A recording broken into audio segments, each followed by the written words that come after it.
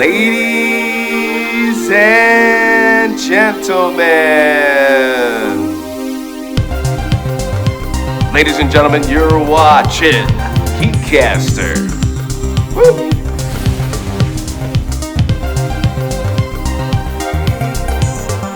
You're watching GEEKCASTER, everything sci-fi, fantasy, and pop culture commentary. In the middle of a storm, so we had to move things around, folks. We had to move things around. But we've got the one and only Corey.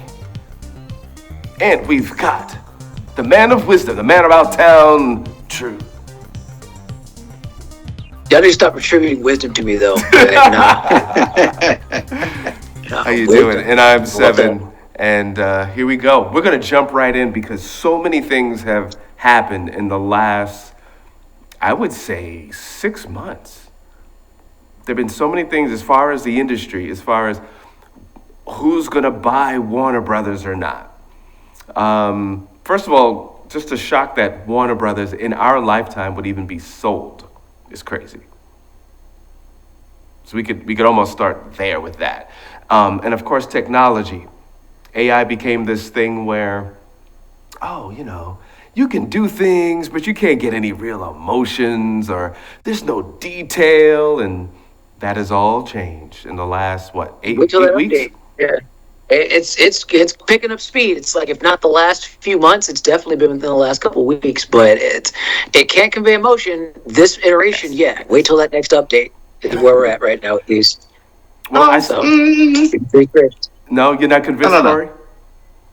No. It can convey emotion, but I still think we're at the point where if you know what you're looking at, all AI kind of has the same voice and the same tone and the same everything. So it hasn't separated itself just yet from human ingenuity and creativity. Okay. It'll get there, but I still think we're a long ways away. It's going to get there. And you can still, when you know what to look for, for the cues, there are certain fundamentals of AI where you can identify it. I'm only worried when we get to a point where I look at AI and real stuff and I'm like, I can't tell the difference. I can't tell. We're not there yet, but with stuff like we were saying before, prior to the show, Cedence 2.0, right? Well, that's the version that's in right now. With Cedence, it's getting live out here. It's getting live. And to your point, Seven, when studios like Warner Brothers are talking about selling themselves and other studios are shutting down, and we have all these other studios that are just kind of popping up, there's like this burst effect where you have this shotgun blast of studios that are opening up all over the country. We're going to get to a place where, with the use of AI and the modern tools that we have, people filming it as like on their phones using AI, it's going to get interesting when it comes to the creative aspect. You have a lot more people that can do things in-house that'll look like multi-million-dollar films made in-house in not months or years, but like literally minutes. I'm not embellishing when I say like minutes to make multi-million-dollar looking stuff. So I'm kind of excited. I can't lie. I think that human creativity is still a factor, but man, if you can get what I've seen with some of this stuff with just like a few keystrokes, as opposed to going and, like you're saying, Seven, pitching your proof of concept, having all your copyright stuff, having the bureaucratic nonsense and the effery that they try to do when it comes to people's IPs and properties and concepts. It's like, dude, you know what? You can either work with us or we'll just go do this on our own. We'll open up our own little studio and just do our own joint and then just release independently and have that iron lung effect where it does gangbusters and we did it in our backyard, basically. So, I don't know. It's kind of an exciting time. The crazy thing is, I hear you, but we are suffering from that effect right now. And I think it's the Marvel effect where too much stuff is coming out all at once. Let's say like you have 50 independent artists who are making movies and it's just like Netflix. You can't watch it all. Like, what are you going to watch? And who's going to like say this is good to watch and this is what something should be pushed? I think it's just going to flood the market. It's just going to be even more convoluted than it already is. We're definitely in a glut. We're in a glut already. People have more content than they know what to do with, but I would say in that glut, you're going to get things that stand out. You're going to get things that get pushed. I would say in this case, the differentiating factor in this is going to be word of mouth and what people are kind of like rocking with by its selection. Whatever you find, if it's that new it thing, they're going to push it. They're going to peddle it. So in that glut, in that sea of everything, you're going to have certain standouts. So to make your stuff good, make it original, and make it appealing. Yeah, yeah. I saw a video where that same Z dance had a woman yelling and just kind of emoting while she was yelling. So this whole thing of AI is not able to express emotions is out of the window now. Like they're able to do it. I think their tone, their emotional tone, is sometimes questionable. But then I saw something else where there was a clip with lead actor from Breaking Bad, and had him. You know how he kind of delivers, and if you do, like he does that kind of thing. The AI was Low able to, gravity. yeah, that growly, emotional. I'm angry, but contained emotions, but yet wants to overflow. It emulated that to a T. So It's in the same. yeah, it's kind of crazy. I think that same trailer has, I think, Brad Pitt versus Tom Cruise, and Brad Pitt is emoting a little bit more than Tom Cruise, but it's got their likeness down to a T. But then again, with the whole AI movement and the voice and tonality, you can tell it's generated, Yeah, you but can it's tell. entertaining. Fight scenes are particularly sketchy. They can look good, but a lot of it just looks kind of fakey. It just looks very. You can tell. You can tell when it comes to emoting. So it depends on what you ask it. It'll put inflections on certain words and phrases that will sound sometimes too much or too little. They haven't quite found nuance yet when it comes to emoting. That people, I think, we can kind of get that uncanny valley sense where it's like that doesn't quite seem like how a person would, like, drop that line Right. or that expression that you have for saying something like that. But we're already like in 2.0, 3.0 of C dance. Yes. They're getting. I think it's 2.0. I think you're right. It was 2.0. Most recent one I saw was 2.0, but they're getting damn good at these. And I don't know, man. I'm kind of, for nothing else, like I was saying again before the show, I would use it for like production stuff. Sorry, production stuff. Right. Or like proof of concept stuff, or like storyboards. I'm not an artist. I'm not a drawer. So I instead would just write down, describe in words and prose what I want, have it do the thing, and then take it to a studio or team and have them do their thing with it and make it as close to that as we could get, if nothing else. Right. You know? Now, there was this push a couple years ago where they were going to have robot cameramen. Now, they have cameras that you could do remote control, and they've had those for years. And Drones and stuff. right, but now that was a big thing, but then I haven't heard anything about that. I guess to this point, because technology has advanced so much, I don't know if they just kind of dropped the idea of having robots doing camera work, but do you guys remember that? They had like... I heard something like that, but then if you watch the Olympics, the use of drones is pretty prevalent right now. So I don't think you need robot cameramen when you have drones that can do a little bit more than that. Or my thing is like, yeah, you would need. In this case, I would say if you're going to go with robots, like actual like automatons that are filming your stuff, Right. You have the director, you have them set up the drones or robots or whatever for each shot. If it's a single camera, if it's a multi-camera, you just kind of position them where they are. It's just like that's a practical tool. I'm not like against that. If you're trying to have someone do a whole production on just robots, you're going to get. I don't know what you'd get. I'd be kind of curious just to see what the end result is if you let the robots just take the reins and direct a whole actual film. So, I mean, that's what AI in a way is. is. I don't know if it becomes almost useless because you have AI. It's like, why bother? But I know cameramen were getting very itchy when they started to do Getting that. scared. Yeah. I understand it, but at the same time, man, it ain't gonna stop anything. No. It's like either use it. You can have. Let's see. What could in a world where like robot cameras are like being held by robots, Sorry, and then you sound have like it's a only movie matter of trailer. time In a world where... in a world. I didn't. In a world, yeah.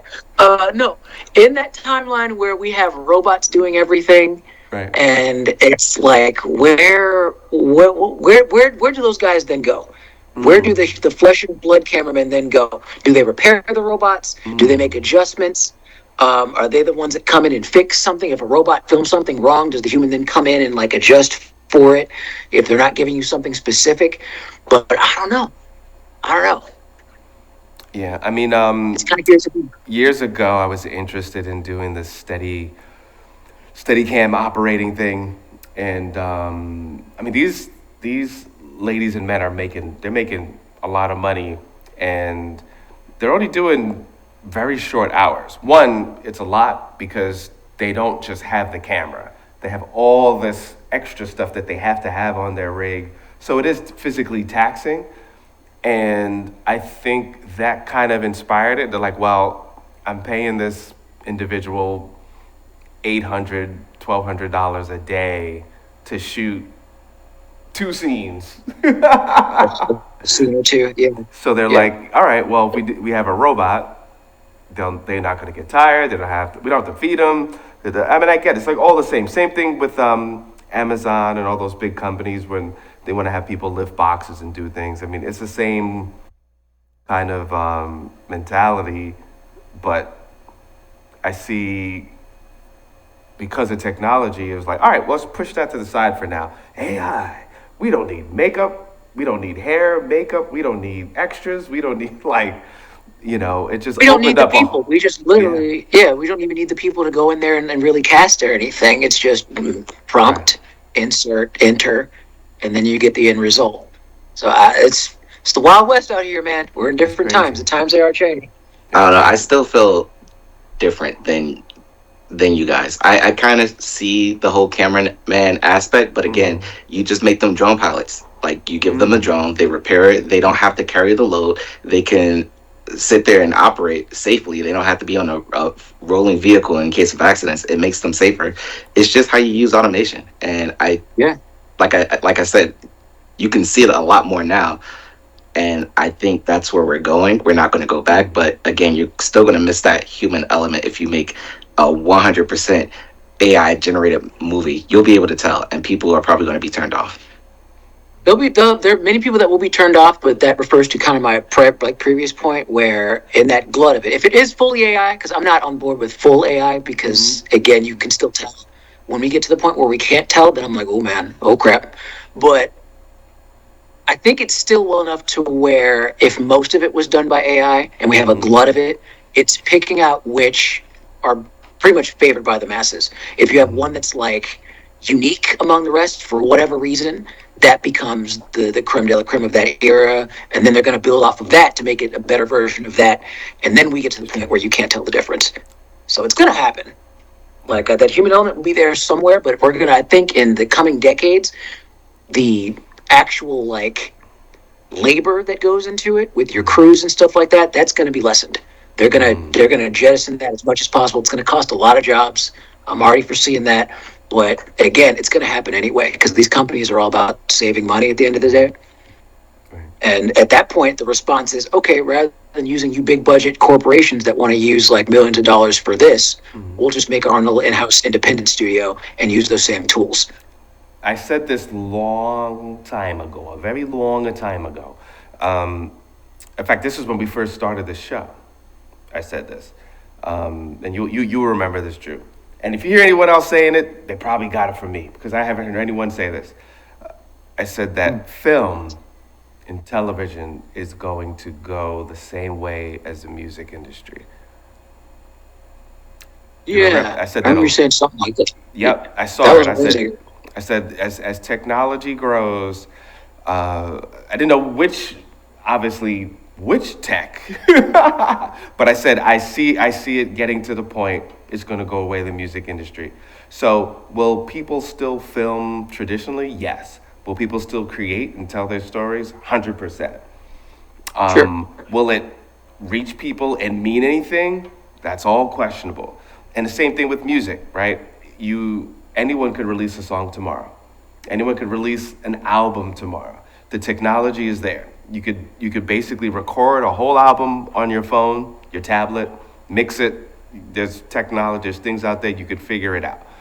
Will it be as good or this or that technically? That's a whole nother conversation, but you can do it. you could definitely get it out there. And I think film is going to be that way too, thinking that things would be easier, easier, easier. Not that robots, programs, and things, would be doing it for people. That's interesting. But I see the creativity will not stop. To your point, Corey, but I agree with Drew that when it comes to the mainstream, the big money, the push, that's going to be interesting to see where this lands.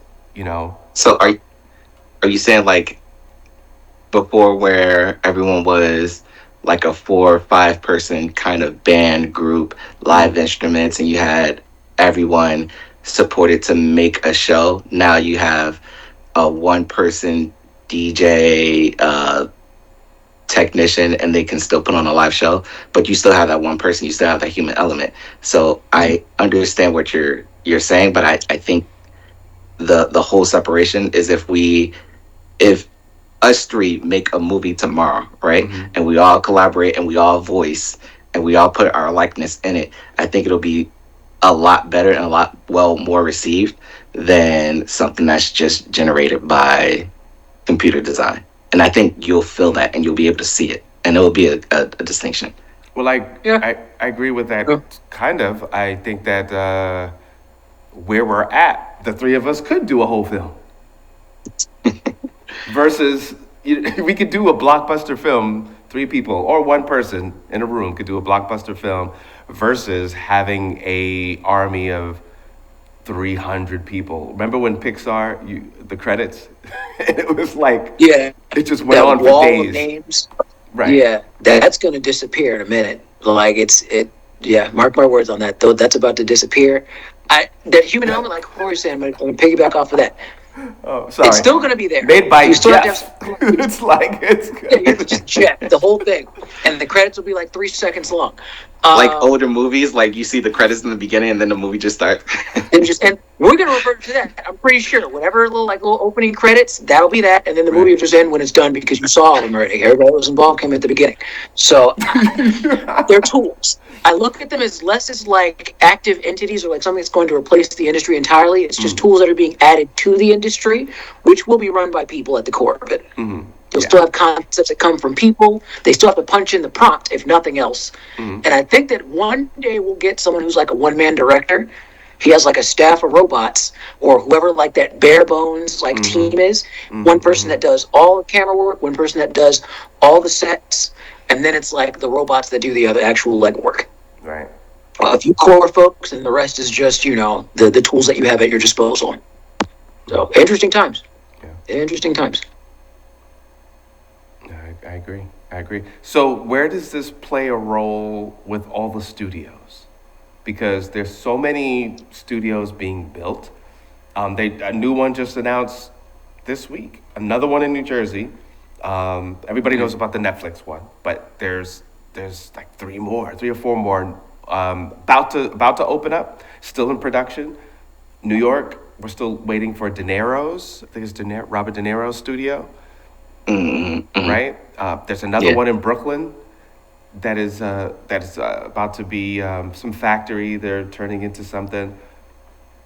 There's so many studios, and then we have technology that basically says we don't really need studios in theory, right? So you have In all theory, this tech that yeah. says a one-man band can do it or a one-woman band can do it. Then you got all these studios being opened up.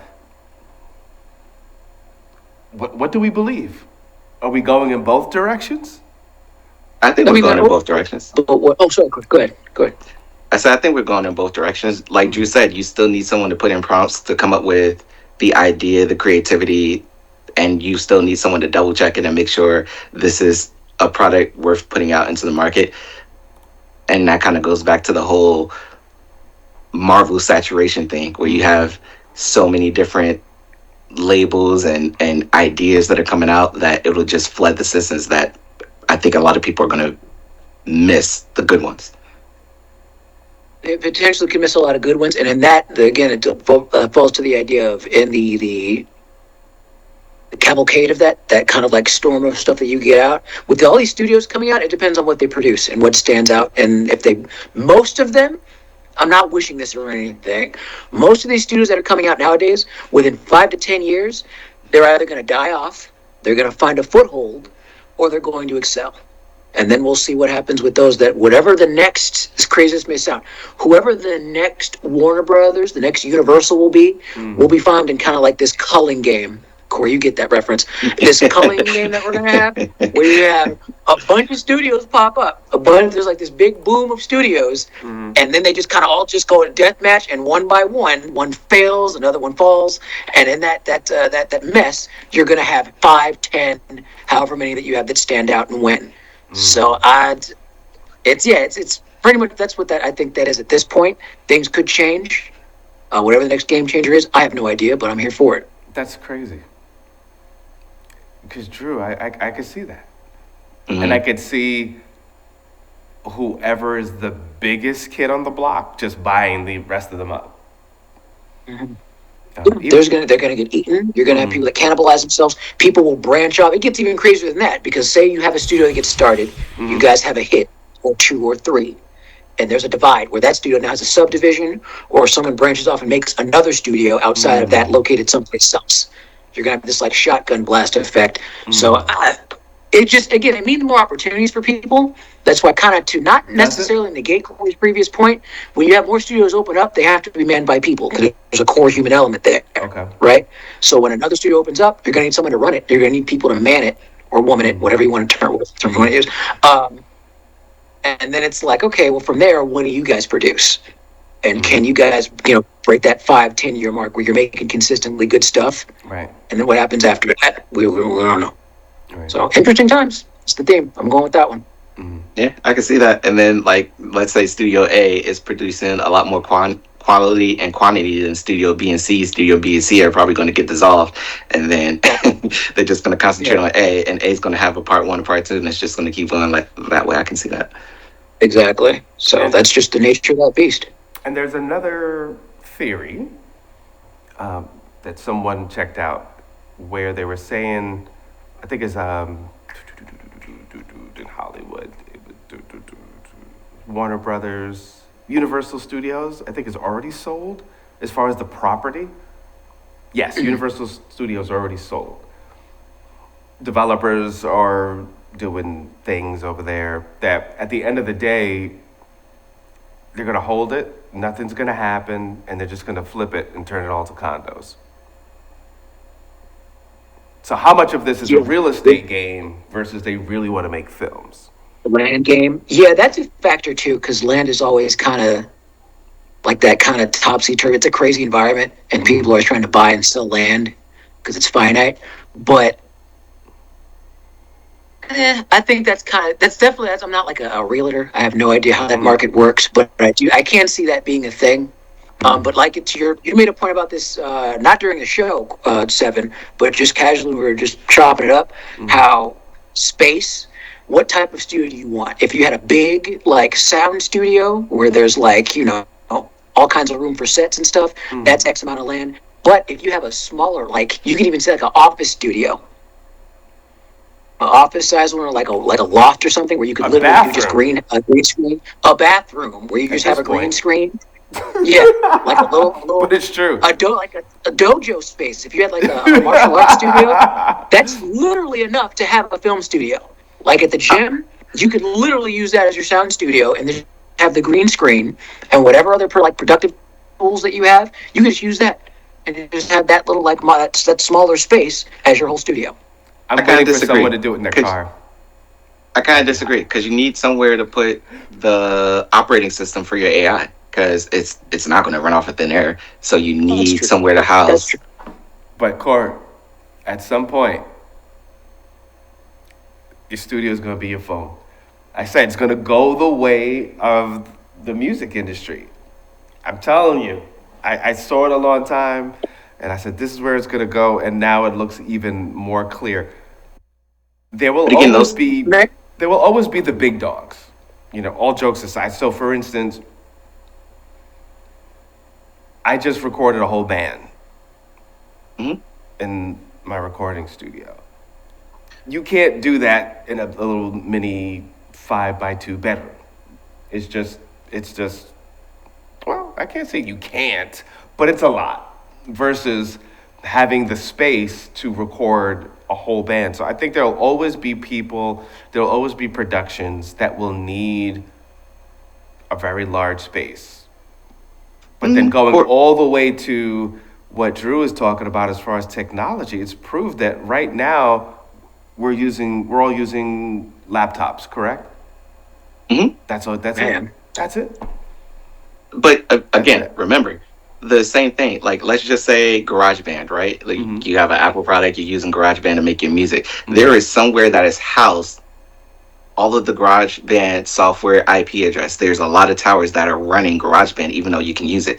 Microsoft, there's a place where we are using. It's not just off the cloud. It's not just we're running off electricity. There are a lot of towers that are still generating a lot of heat, generating a lot of energy to make these operating systems work. So to have AI is not just in the cloud and thin air. There's somewhere that's going to be based. So you need like these warehouses to house the AI so everyone can use, I guess, their product.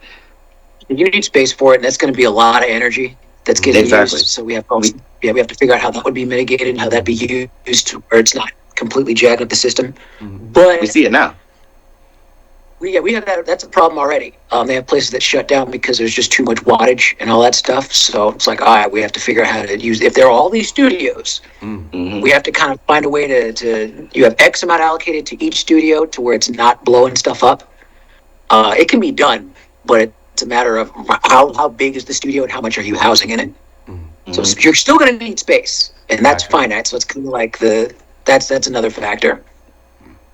It could be like one big warehouse where, let's say, it's sectioned into different quantities. Like AI1 is running off of this section of the building, AI2 is running off of this section of the building, and then companies are just using whichever section they feel most comfortable with.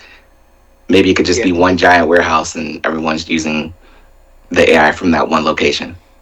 But to your point, you guys, because we're running a little bit on time on this episode, are we able to do part 2, the future of film/AI? Or AI? Sure, I kind of want to get into how gaming is going to go with that too, because it kind of dovetails into it. So we can do part 2. All right, so shout out to everyone at Gotham City Outpost, GEEKCASTER's physical location, our retail store. Also, everyone that's watching us on cable, thank you very much. You can check us out on GeekCaster.com, on YouTube, and our Instagram. If anything that you watch on the shows, you could respond and say, hey, just leave us a message and we'll get back to you and talk about that. But where can we find the location of the store? Oh, go to GothamCityOutpost.com. Has all the information right there. GothamCityOutpost.com. Also, the information's on Instagram as well, Gotham City Outpost. Awesome. All right, so any last words of wisdom? Give us one line, Corey. The future is not set in stone. Okay. What you got, Drew? Like Corey, just the future. It's not water, it's stone. Or it's not stone, it's water. I already messed it up. It's indigo. I messed that up. Cut it. We're doing it live. Cut it. Nice. All right, guys. We'll be back again. If you're watching this, you could just click over to the other episode. And if you're watching us cable, guess what? You got to wait till next week. Is what it is. Old school. All right. Peace. There's that human element. That human element. Gotta wait till next week. Exactly.